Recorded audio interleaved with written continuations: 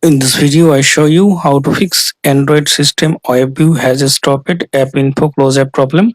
For fixing this problem, go to your Google Chrome browser and search for Android System WebView.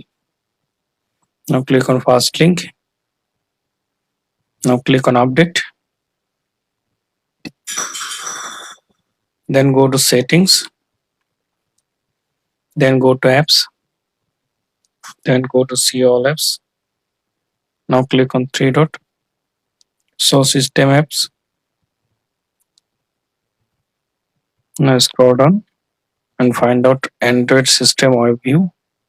Click on it. Then click on force stop. Then click on force stop. Then OK. Then storage and cache.